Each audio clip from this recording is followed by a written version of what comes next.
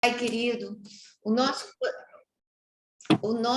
o coração está elastecido, Pai, ao chegar o final do ano, porque, Senhor, temos testemunhado a manifestação do Teu amor, do Teu Espírito, temos testemunhado e experimentado, Senhor, de uma forma muito viva, a realidade do novo pacto. Pai, não somos mais os mesmos que começou no início do ano, e esses últimos dias pudemos experimentar na pele, verdadeiramente a unção, a manifestação sobrenatural dessas realidades que temos nos submetido, temos nos rendido. Obrigada, Senhor, pela vida do Cristiano, pela vida de cada um dos irmãos, e que nesta noite, Senhor, o Senhor possa falar a nós. Usa teu servo, Pai. Estamos aqui numa atitude de espírito, Pai. Senhor, como temos que aprender a andar no espírito. Não tem nada a ver com a nossa alma, com o nosso nhenhenhê, com os mimimi da nossa alma, Pai. Porque quão vulneráveis nós nos tornamos quando nós captamos a coisa no nível da nossa alma. Ensina-nos, Pai. Ensina-nos a cada dia a sermos guiados pelo Teu Espírito. E fala conosco nesta noite, Senhor, em nome de Jesus. Amém. Amém. Amém, irmãos. Como disse a pastora Marina, a gente está vindo de uma jornada. Eu, particularmente, me sinto muito feliz de olhar para trás nesse ano e ver tudo que o Senhor construiu entre nós, em nós, né, e tudo que vem pela frente, e como no meio dos desafios que cada um de nós enfrentou, das dificuldades, de fato dos conflitos que nós precisamos vencer ao longo desse ano, mas a gente pode olhar para trás e ver que nós avançamos. Avançamos naquilo que é o mais importante, que é na vida de Cristo. Na verdade, é a única coisa que tem valor na nossa vida, é o quanto nós crescemos em Cristo.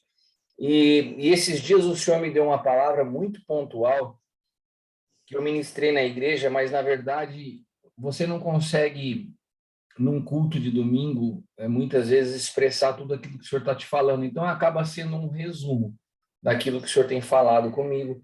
E eu gostaria de ter a oportunidade de compartilhar isso com vocês, assim, particularmente, como nós temos a oportunidade essa noite, até porque seria o nosso último encontro meu com vocês esse ano, e eu acredito que essa palavra ela dá um fechamento bem importante para tudo que o Senhor tem feito. Eu gostaria de iniciar lendo um texto de Paulo aos Filipenses, capítulo 3, versículos 13 e 14. Então, nós vamos ler Filipenses 3, 13 e 14, é um texto muito conhecido, né? Irmãos, quanto a mim, não julgo que haja alcançado, mas uma coisa eu faço, que esquecendo-me das coisas que atrás ficam, avançando para as que estão diante de mim, prossigo para o alvo, pelo prêmio da soberana vocação de Deus em Cristo Jesus. Irmãos, esse texto de Paulo aos Filipenses é um texto clássico, é um texto muito conhecido, mas que ele tem todo um contexto que envolve isso. Porque quando a gente fala assim de se esquecer as coisas que ficam para trás, normalmente nós pensamos nas coisas que nos trazem dor, nos traumas, nos problemas que vivenciamos, em aflições, mas o contexto que Paulo escreve essa carta, ele não está falando disso, né? Paulo está particularmente falando de tudo aquilo que ele tinha de reputação, de imagem, dos seus títulos, do reconhecimento público, dos seus recursos financeiros, da nobreza da linhagem com que ele havia estudado, tudo aquilo que trazia algum tipo de relevância para a imagem de Paulo diante da sociedade. Ele fala, eu me esqueço dessas coisas e deixo para trás. Então, ele não está falando de se esquecer de coisas ruins.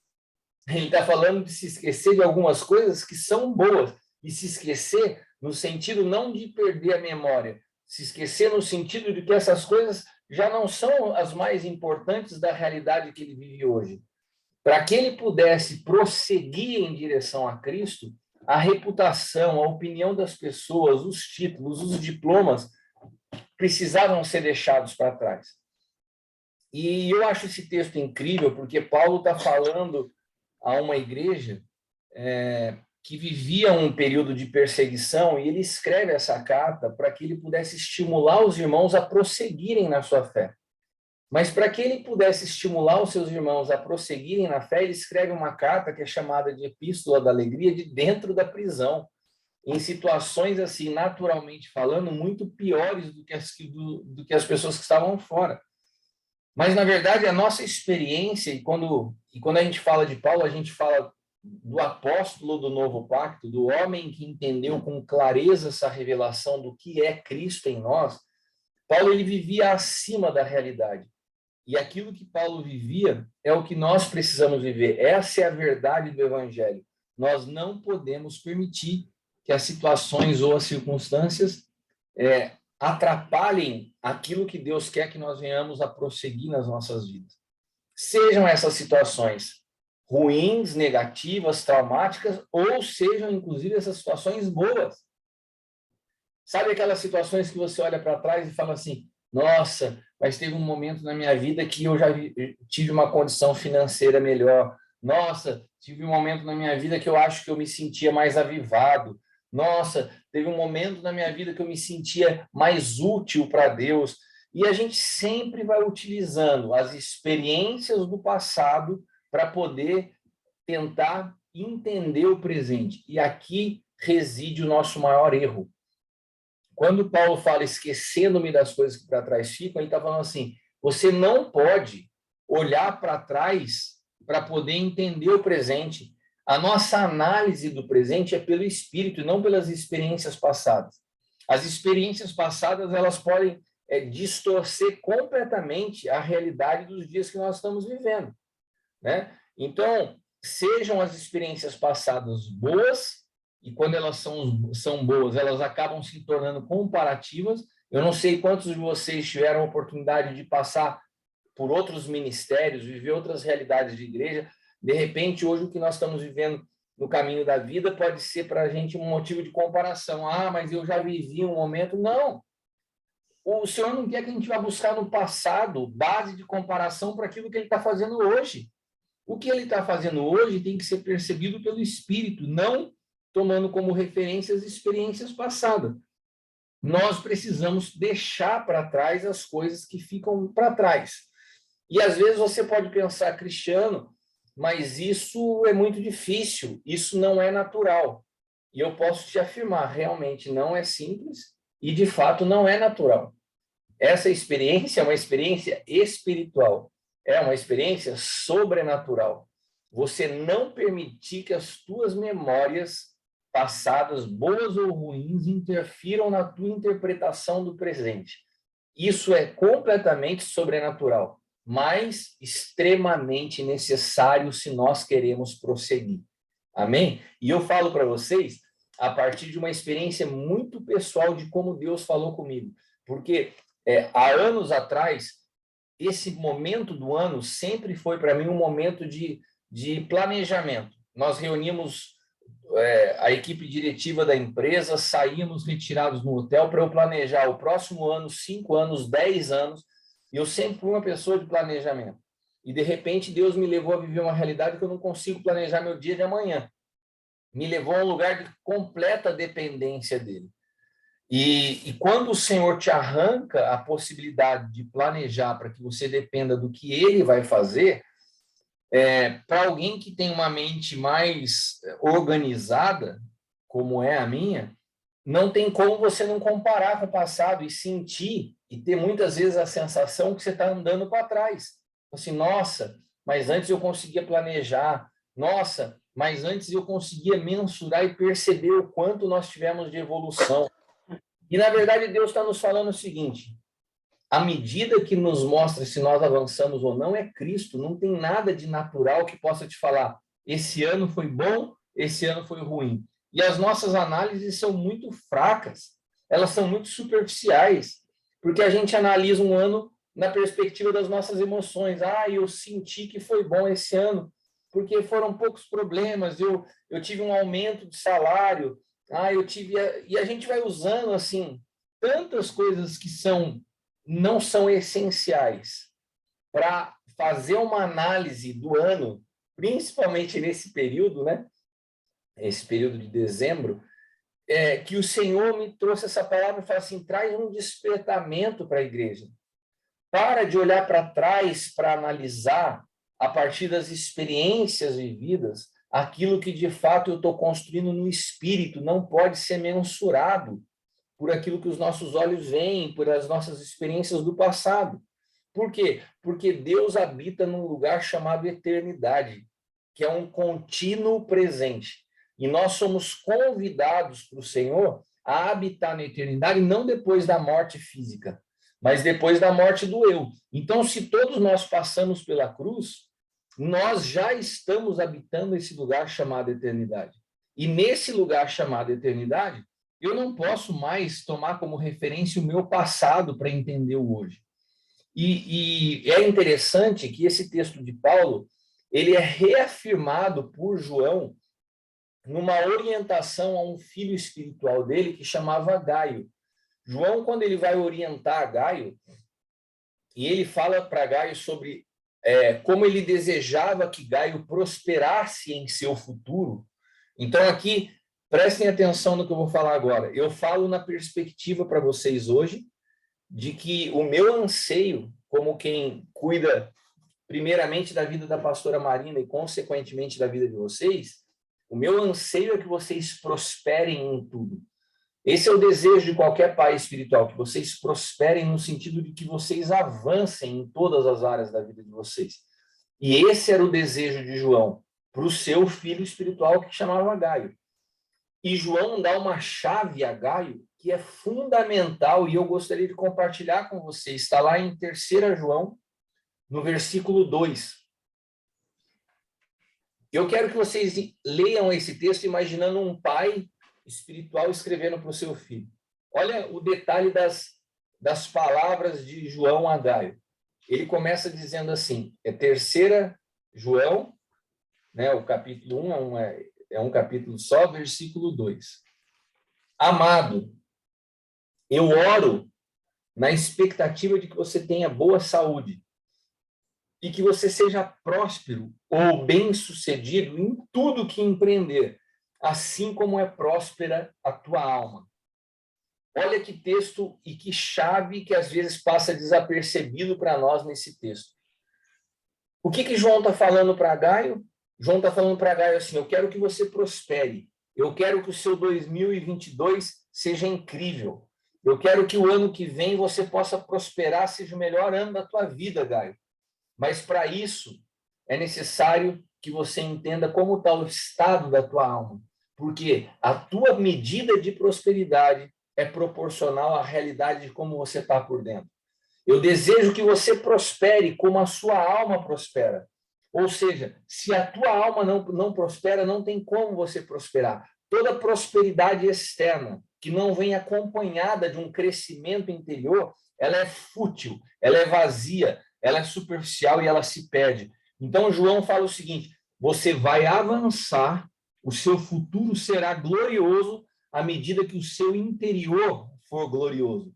O seu futuro será cheio de esperança quando o teu interior for tomado pela esperança da glória que habita em nós. O teu futuro pode ser cheio de alegria e me encher de esperança à medida que você permitir que no teu interior a tua alma seja governada pelo Espírito. Se a sua alma é próspera, o teu futuro é glorioso. Se a tua alma continua ainda presa às amarras do passado, é difícil com que eu possa liberar para você uma palavra de prosperidade. Se a tua alma está amarrado às análises do passado, provavelmente o teu futuro vai ser um futuro travado. Não tem como fazer mágica aqui. Para que você avance, você tem que avançar internamente primeiro. E por que essa palavra, para mim, é particularmente especial quando diz respeito à pastora Marina e a, consequentemente, vocês como filhos espirituais dela? Porque esse ano de 2021, desde que eu os conheci, foi um ano onde eu vi muito avanço internamente em vocês. Foi um ano de crescimento interior. foi um ano de um trabalhar interno, foi um ano de muitas desconstruções por dentro, para que o Senhor pudesse começar a trazer clareza em algumas realidades espirituais para vocês. Pode ser que, externamente falando, mudanças visíveis não tenham acontecido, mas aquilo que é invisível e, consequentemente, eterno, foi profundamente tocado por Deus no ano de 2021 na vida de vocês. Vocês podem concordar comigo ou não? Vocês estão vendo a mesma perspectiva? Foi um ano de intensa movimentação de Deus no interior de cada um de vocês. E o que isso me traz convicção? Que nós estamos diante de um 2022 que será glorioso. Assim como o Senhor prosperou a alma de vocês em 2021, vocês prosperarão em 2022. Porque é proporcional. E essa chave eu gostaria que você pudesse guardar dentro de você. Qual é a base de eu avaliar minhas perspectivas futuras? É como está o teu estado interior. Se no teu interior ainda existe falta de perdão, se no teu interior ainda existe lamento, se no teu interior ainda existe o que a pastora Marina sempre fala, o mimimi, essa fragilidade, se o teu interior é frágil, o teu futuro é comprometido. Mas se o teu interior é fortalecido em Cristo, o futuro é cheio de esperança. Porque Deus ele nos arruma por dentro primeiro, para depois nos fazer avançar. Então, a maneira da gente olhar para 2022 e ter expectativa não é por causa do governo. Você imagina os nossos irmãos lá do Chile, que acabaram de ver um governo comunista assumir o poder. Se eles olharem externamente, eles não têm muita expectativa, mas a nossa base não está nas realidades externas. A nossa expectativa não está se o Bolsonaro vai ser reeleito ou não. A nossa expectativa está em saber que se nós permitimos que a nossa alma seja governada por dentro, nós então podemos ter esperanças de um futuro glorioso, porque isso é sinal que o Senhor tem assumido o governo das nossas vidas. Amém? No Antigo Pacto, a gente vê histórias incríveis de homens, como Davi, que venceu o gigante, de Moisés, que fez o mar abrir, mas isso não ocorria a partir da vida deles. Ocorria a partir de uma manifestação externa do Espírito de Deus que apoderava deles de forma pontual.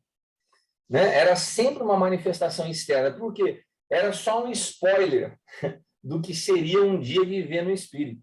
Então, eles tinham experiências isoladas. Né? Agora, no Novo Pacto, aquilo que era uma experiência isolada no Antigo Pacto se tornou nossa natureza, irmãos. O Espírito que operava os milagres no Antigo Testamento, de forma externa, hoje habita em nós. E eu sei que muitos de nós perguntam assim, mas apóstolo, se hoje ele habita em nós, por que a gente vê muito menos milagres? Eu nunca vi o mar se abrir. Eu nunca derrubei um gigante. Sabe por quê? Porque no Antigo Pacto eles precisavam de realidades visíveis para crer. No Novo Pacto nós vivemos uma realidade que é espiritual. Os milagres, eles são necessários para os descrentes, não para os crentes. Nós não precisamos mais, dentro da realidade que vivemos no Espírito, ficar fazendo prova com Deus. Nós já o amamos, nós já nos rendemos a Ele. O que nós precisamos agora é crescer nessa realidade e nessa percepção espiritual. Não nos respaldar em grandes manifestações externas para que nós venhamos a crer. Eu já ministrei até isso para vocês, sobre homem exterior e homem interior. Como a realidade do homem exterior é frágil. Do mesmo jeito que você crê porque você viu um milagre, você deixa de crer porque um outro milagre não aconteceu. Então, a gente não está fundamentando a nossa fé nos milagres. Nós estamos fundamentando a nossa fé em Cristo, que é aquele capaz de operar todas as coisas para um propósito. Amém? Então, nós não somos pessoas que buscam experiências sobrenaturais. Nós habitamos no sobrenatural. Nós vivemos uma vida sobrenatural, porque nós vivemos no Espírito. Né? E ser espiritual tem como primeiro significado, eu não sou mais governado por aquilo que eu sinto. O que eu sinto não é mais o importante, mas aquilo que eu percebo, que eu leio pelo Espírito, é o que me guia. Né? Então, ser espiritual é ter essa alma próspera, como João fala para Gaio. João está falando assim, em outras palavras, Gaio, seja espiritual. O que é um homem espiritual? É um homem que tem o espírito governando a alma. Então, a sua alma vai ser próspera. E se a sua alma é próspera, o seu futuro será próspero, né? O corpo de Cristo, ele é completamente espiritual. Então, nós precisamos entender essa realidade desse evangelho, que é uma boa notícia, porque para muitos de nós, o evangelho parece que se tornou apenas um escape para os problemas da vida. Não, irmãos. O evangelho é uma boa notícia, né? E não é uma boa notícia futura, que é um outro problema de muitas pessoas. Ah, um dia eu vou morar no céu. Não. Nós não somos futuristas. Nós cremos que nós já estamos vivendo a eternidade. A eternidade já começou, porque o Espírito do Deus eterno habita em nós. Nós já estamos na eternidade, né? Então, essa boa notícia do Evangelho não é só assim, um dia você vai morar no céu. Não, o céu já habita em você hoje, porque Cristo habita em nós. Isso é glorioso. Isso é glorioso. E, às vezes, a gente diminui isso. A gente diminui, minimiza isso em virtude dos problemas que, eventualmente, nós estamos vivendo. Então, qual que é a grande função da igreja, né? É nos despertar para que essas realidades espirituais sejam sempre maiores do que aquilo que naturalmente nós podemos estar enfrentando. Às vezes nós estamos diante de grandes desafios, e todas as vezes que nós estamos diante de grandes desafios, nós temos que nos lembrar, né, o poder que habita em nós. A Bíblia fala que é o mesmo poder que ressuscitou Cristo dentre os mortos. Olha que coisa tremenda. Será que tem algo demasiadamente difícil para que o Senhor opere através das nossas vidas? Não. Agora, o que nós precisamos é aprender a descansar nele, confiar que ele tem o controle, confiar de verdade que ele fará sempre o melhor para que nós possamos avançar. Porque o evangelho é uma realidade consumada, sabe? A gente tem que quebrar, partir para uma disruptura desse pensamento sempre do futuro. Não, ele é uma verdade consumada. O Senhor Jesus já morreu, o véu do templo já foi rasgado, o Espírito já habita em nós. Isso são realidades consumadas, não são futuras, né? Mas é impossível para uma pessoa natural entender essas realidades espirituais. É por isso que quando eu vejo o Espírito Santo trabalhando em um grupo de pessoas como vocês, isso me enche de alegria. Ainda que muitas vezes a gente queira ver essa evolução com pressa, né? Mas tem um processo, e nesse processo eu tenho visto que existe um crescimento, existe um trabalhar do Espírito, né? E nesse trabalhar do Espírito, a gente só precisa permitir uma coisa: a gente precisa se permitir ser reeducado. Se puder, escreva essa palavra, né? De fato, o Espírito Santo habita em você. De fato, você está tendo uma experiência com o novo pacto. Mas você precisa ser reeducado. Foi tanto tempo vivendo de uma maneira que muitas vezes o que te governa hoje são os teus hábitos passados. Nós precisamos ser reeducados. Nós precisamos ser reeducados nos nossos sentidos. Por quê? Porque a conexão da nossa alma com o nosso mundo exterior não pode mais ser os nossos sentidos. Os nossos sentidos, eles fazem a comunicação da alma com o mundo exterior. Se eles não forem redimidos, nós continuaremos sendo pessoas sensoriais. O que é uma pessoa sensorial? Ela se relaciona com o mundo a partir do que os sentidos te mostram, que os teus olhos veem, que os teus ouvidos escutam, que você toca, que você sente. É o que um animal utiliza para se comunicar com o mundo. Nós não somos mais animais, nós somos seres espirituais. Mas olha que interessante, irmãos, esse texto aqui é fantástico. Está lá em Gênesis. Todos vocês estão cansados, eu acho que eu já ministrei, já falei desse texto com vocês umas 10 vezes. Toda vez que eu vou falar, eu volto para Gênesis. Gênesis capítulo 3, versículos do 1 ao 7. Eu quero que vocês se atentem a como o inimigo conseguiu distorcer os sentidos do ser humano. Então, eu quero que vocês me acompanhem. Nós estamos falando aqui dos 5 sentidos, mas eu quero me concentrar principalmente naquilo que diz respeito à comunicação. Visão, né? E audição. Tá bom? Então, me acompanha aqui, ó.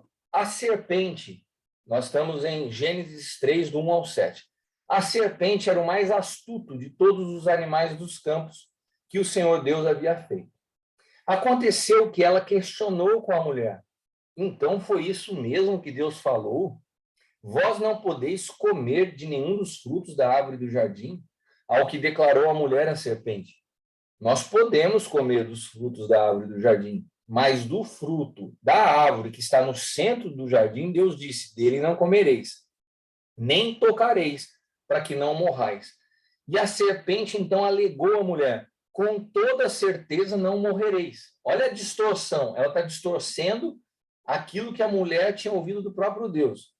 Com certeza não morrereis. Ora, Deus sabe que no dia que dele comerdes, os vossos olhos se abrirão.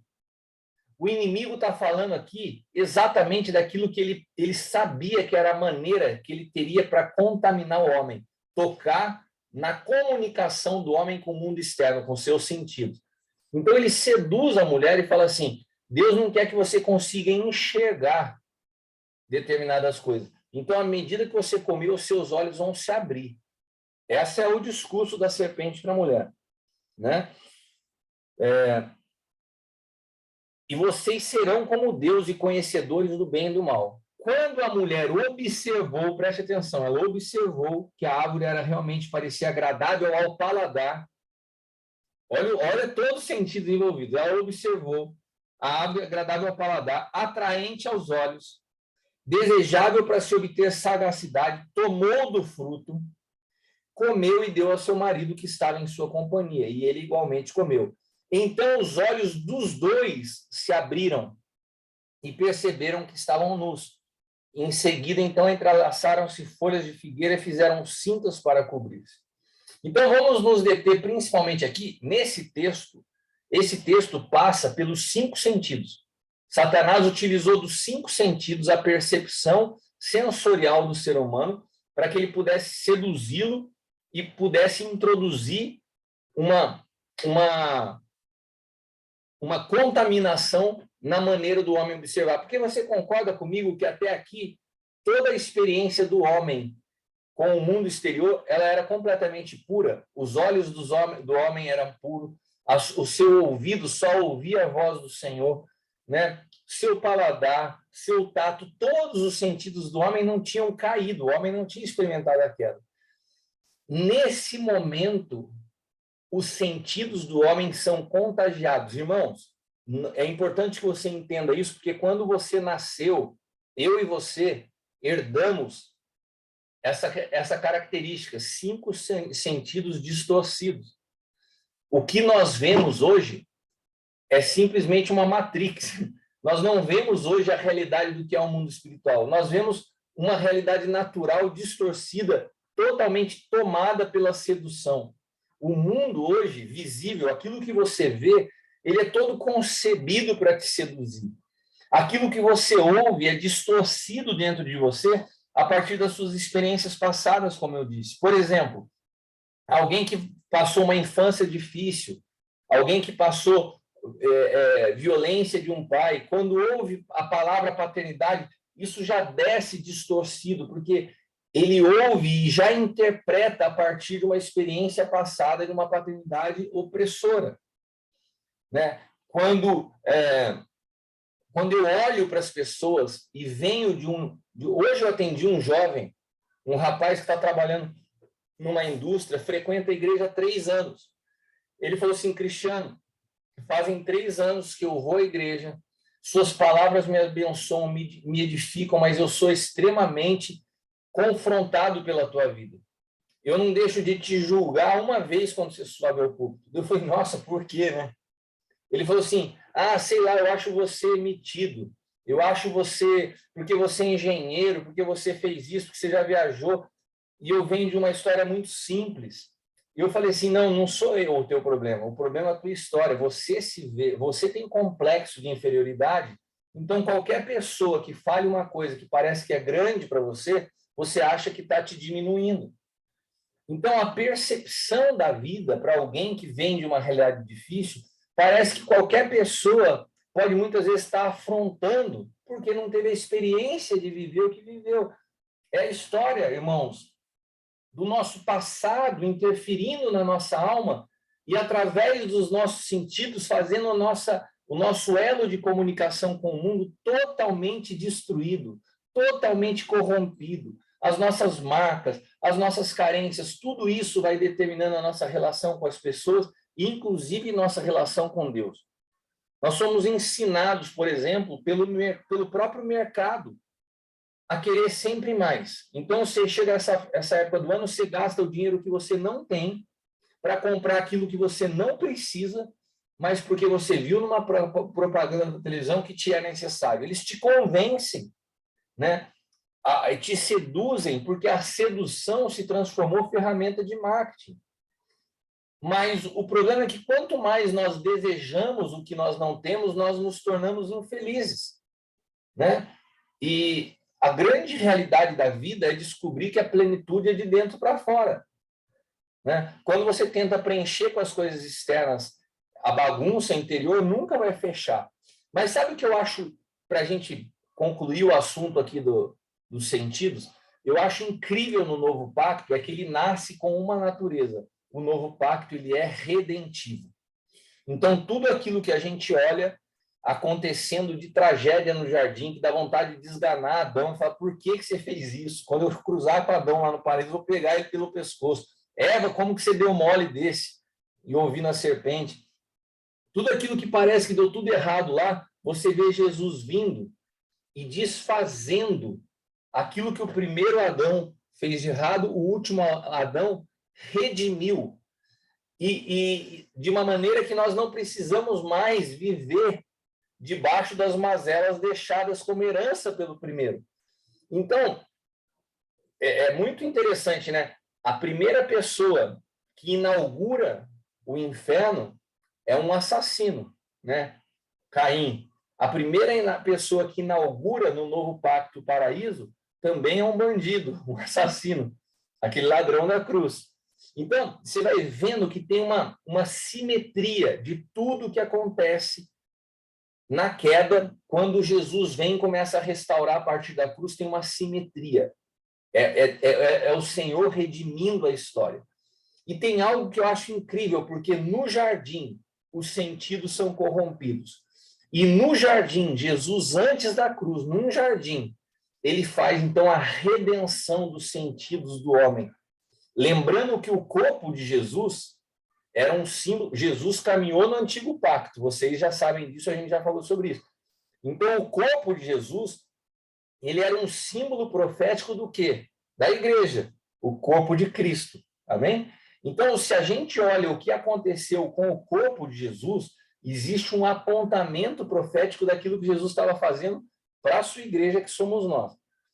Então, olha que interessante, né? Aonde os olhos do primeiro Adão foram abertos e foram contaminados? No jardim.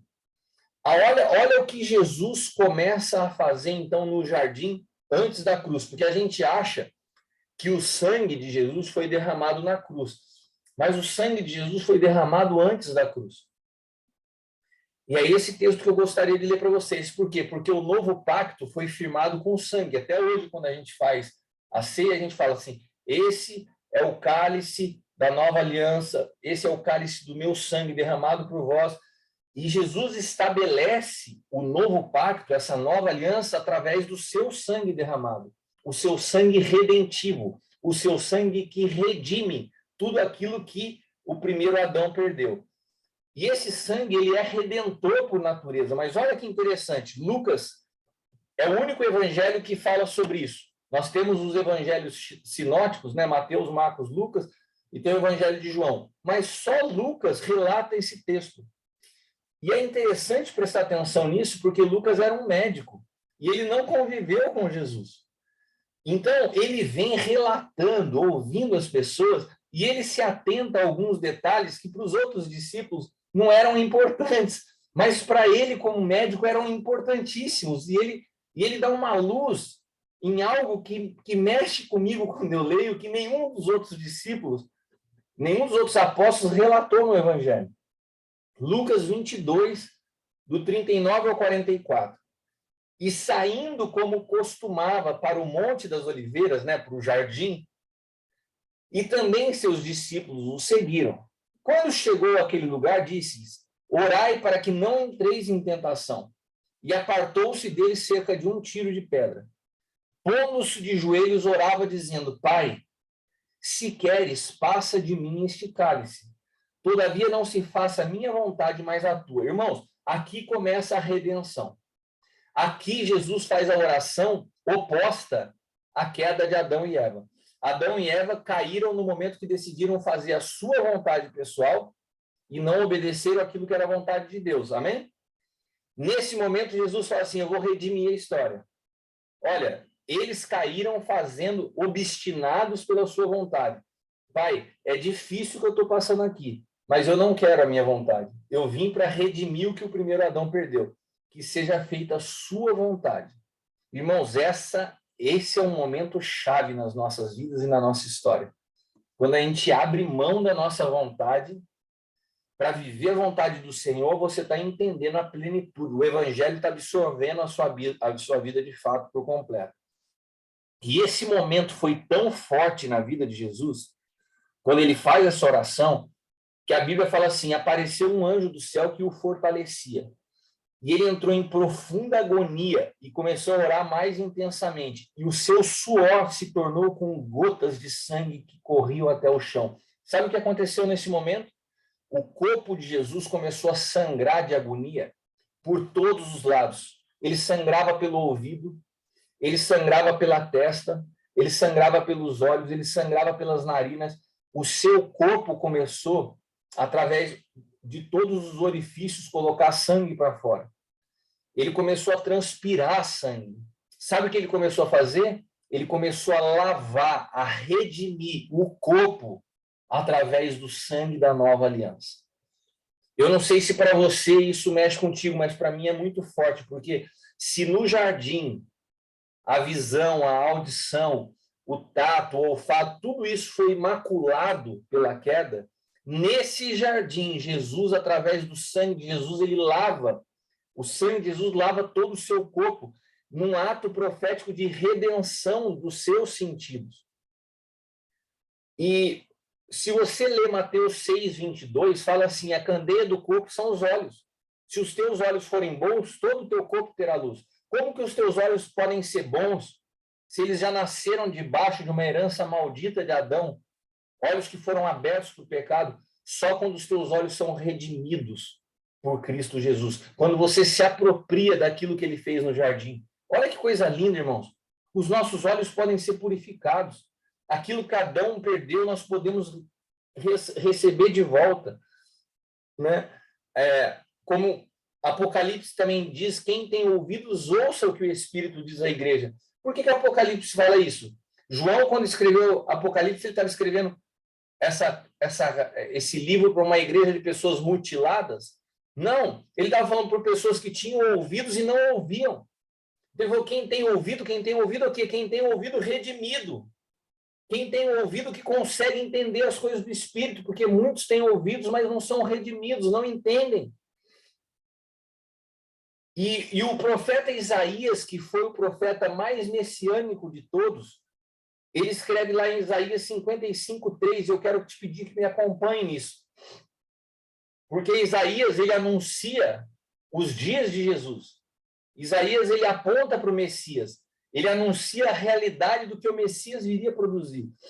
E ele fala assim, 55:3, trazei o povo cego que tem olhos e os surdos que têm ouvidos. Ele toca exatamente os dois pontos principais da redenção dos sentidos. Ele fala assim, trazei para quem? Ele está falando do Messias. Vai vir uma época, Isaías está profetizando aqui, vai vir uma época onde aqueles que têm olhos, mas não veem, ouvidos, mas não ouvem, tragam esses, porque aquele que pode redimir essa realidade está chegando. E daí, Mateus relê a profecia de Isaías e fala assim, em Cristo se cumpriu essa palavra, a redenção dos sentidos. Vamos ler juntos Mateus capítulo 13. Mateus 13, do 14 ao 17. Eu já estou terminando. Mateus 13, do 14 ao 17, diz assim, olha só que forte, ó. Vocês estão me acompanhando aqui, né? Neles se cumpre a profecia de Isaías. Neles se cumpre a profecia de Isaías. Ainda que continuamente estejam ouvindo, jamais entenderão. Mesmo que estejam sempre vendo, nunca vão perceber. Porque o coração desse povo está petrificado. De má vontade escutam com os seus ouvidos e fecharam os seus olhos, para evitar que enxerguem com os olhos e ouçam com os ouvidos e compreendam com o coração e convertam-se. E sejam por mim curados. Mas abençoados são os vossos olhos, porque enxergam, e os vossos ouvidos, porque ouvem. Porque com certeza vos afirmo que muitos profetas e justos desejaram ver o que vocês veem e não viram, ouvir o que vocês ouvem e não ouviram. E eu vou falar uma coisa para vocês, irmãos. Meus irmãos da Caminho da Vida, eu posso afirmar para vocês, sem demagogia ou pretensão alguma, muitas pessoas gostariam de ouvir o que vocês têm ouvido e não ouvem.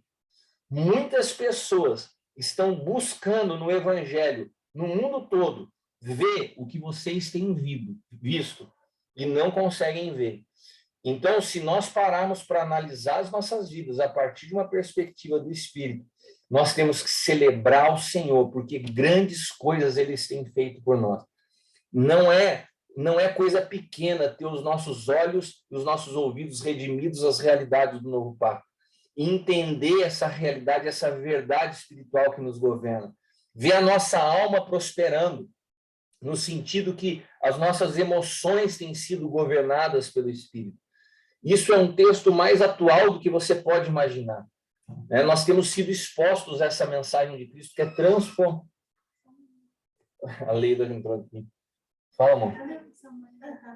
Tá, eu estou terminando aqui, amor. Tá, dá um oi aqui agora, você me interrompeu no meio. Não tá sujo. Vem dar um oi, você, Du. Oi, gente. Eu tô todo mundo com o microfone. Eu vou desmutar vocês aqui. Tudo bem, gente? Vocês conseguem desmutar aí? Sim. Oi. Olá! Tudo bem? Bom ver você. Olá. Beijo. Oi, Bruna. Oi.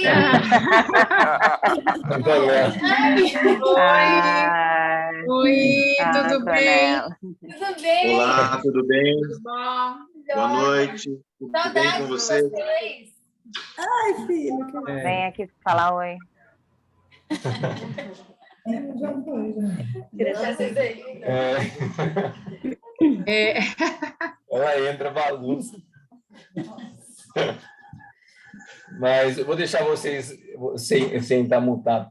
Mas, irmãos, essa verdade mexe muito comigo, porque nós precisamos conseguir enxergar tudo que o Senhor tem feito. Ter os nossos olhos abertos, os nossos ouvidos também abertos pelo Senhor, é experimentar da redenção que Jesus produziu, da restauração do que se perdeu em Adão. E é isso que muda a nossa comunicação com o mundo exterior, porque se você tem os sentidos transformados, a nossa alma passa a se alimentar do Espírito. Ou seja, a nossa alma alimentada pelo Espírito, ela pode viver o que João falou a Gaio: o teu futuro será próspero, como próspera é a sua alma. Então, essa realidade é uma realidade completa. Nós somos redimidos nos sentidos, alinhados na alma e prósperos em nosso futuro. Porque essa obra do Novo Pacto ela é redentiva de uma forma integral, ela nos envolve por completo. Então, a minha palavra para vocês como encerramento desse ano é uma palavra cheia de esperança, de expectativa, de que aquele que começou uma obra gloriosa em nós, foi ele que nos conectou pelo Espírito, ele vai completar. Podem ter certeza que ele vai completar. Ninguém, nem homem, nem principados, nem potestades, nem as nossas lutas e dificuldades do dia a dia podem impedir o Senhor de completar a obra que ele começou em nós. Então, assim, se permaneçam firmes, mantenham os seus corações cheios de esperança, porque nós vamos ver coisas gloriosas nesse ano que está entrando. É a minha palavra de vocês para hoje, já na expectativa de vê-los em breve. Aproveito também a oportunidade para já deixar para vocês aí um Feliz Natal, uma boa passagem de ano, que essa vida de Cristo que vocês portam possa, no silêncio, na simplicidade, mas possa se manifestar nos ambientes familiares, que as pessoas possam perceber aquilo que vocês carregam, que vocês sejam esse veículo de transporte, de paz, de vida por onde vocês passarem, esse espírito de reconciliação.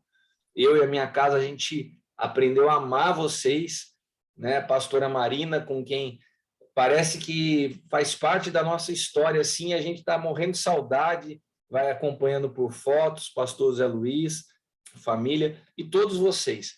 Então, recebam essa palavra no Espírito, meditem nela, eu vou deixar gravado e vou salvar no nosso link do Aljava Ribeirão Preto no YouTube, se vocês quiserem ouvir de novo, mas é uma palavra que nos introduz para esse ano de 2022 cheio de expectativas. Amém. Amém? Amém, Cristiano. Uma bênção. Uma bênção. Tiveram alguns que não puderam estar, então ela gravada, todos vão poder ser nivelados e receber essa palavra com alegria, com gratidão nos corações. E vamos, sim, continuar animados e aquilo.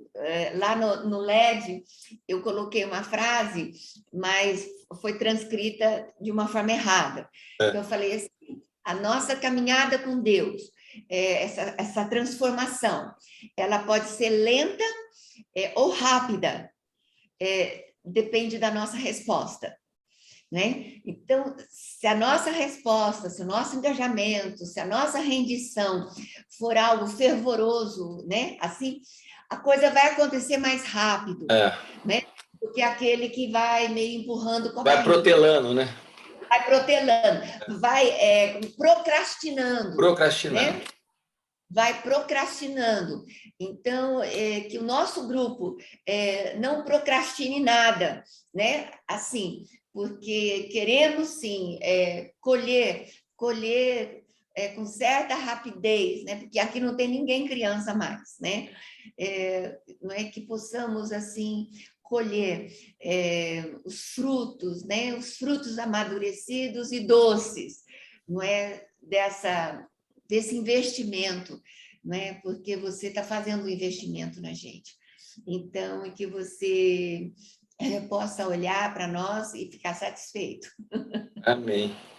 Com certeza já estamos. É isso aí, Cristiano. Amém. Gente, amo vocês. Pastora Marina, obrigado. Eu vou salvar, deixo para vocês disponível e disponibilizo o link lá no grupo do WhatsApp também para que os outros possam assistir.